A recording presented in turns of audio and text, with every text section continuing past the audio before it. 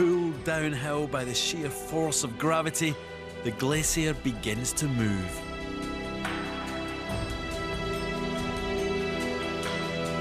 It's one of the most powerful forces on Earth. And recorded from deep within the ice, these are the sounds of a glacier groaning and creaking as it slides down the mountain.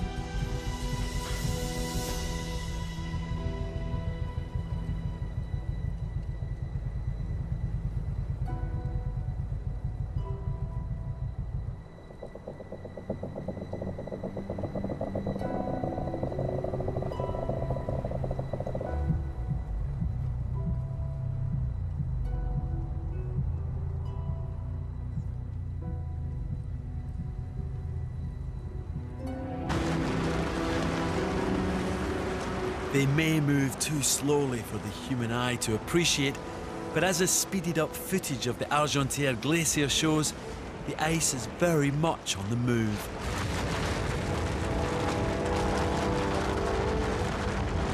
Instruments underneath the Argentière reveal it's travelling at 200 metres every year. That's about half a metre a day. The ocean. This Jakobshavn Isbrae is the fastest flowing glacier on our planet, moving as much as 40 meters a day. As it advances, it destroys everything in its path, even cutting its way through Greenland's great mountain ranges on its drive downwards towards the sea. When speeded up, these solid rivers of ice seem to flow just like liquid rivers.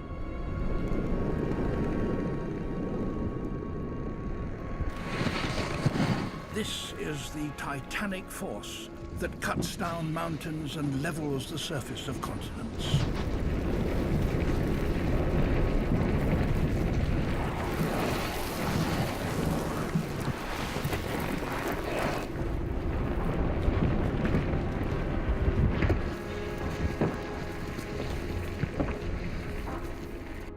The ice is now entering the last stage of its descent.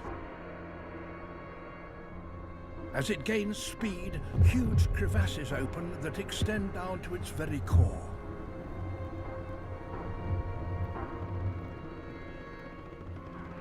It's reached the ocean, and millions of tons of ice have lost the support of their rocky bed.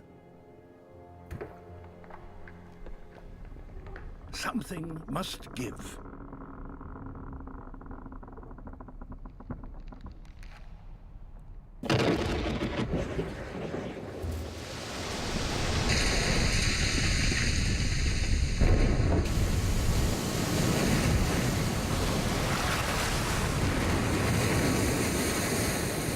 These ice falls are an ominous sign of what is about to happen. A rupture deep within the glacier.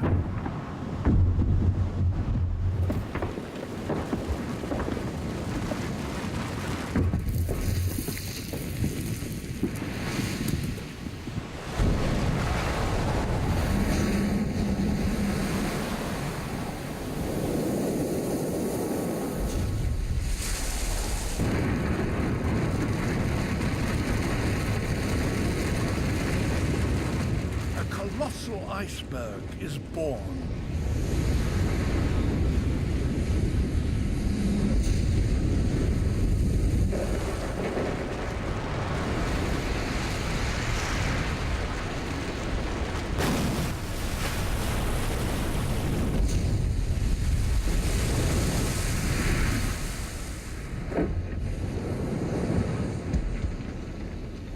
This single block of ice, many hundreds of meters across, would dwarf the biggest of mankind's buildings.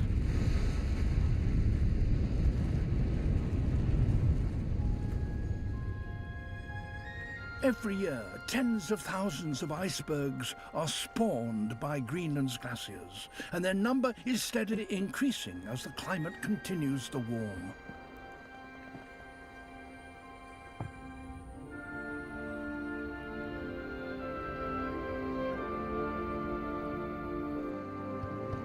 The breakup of the bergs fills the bays of the Arctic with exquisite ice sculptures. It also releases great volumes of cold, fresh water into the sea. Greenland's meltwater influences the course of the ocean currents, which in turn has an effect on the weather around the world.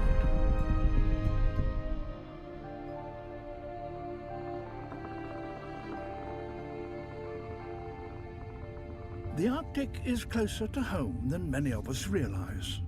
It includes the northernmost parts of the 3 continents on which most of us live: Europe, Asia, and North America. 2 million years ago, Yosemite Valley looked very different. A landscape of steep V-shaped valleys carved out by rivers. But then glaciers formed in these mountains. Slowly they flowed down the valleys, grinding sideways into hard granite rock, gradually steepening the sides of the valley as it got wider. When the ice retreated, it left behind a deep U-shaped valley.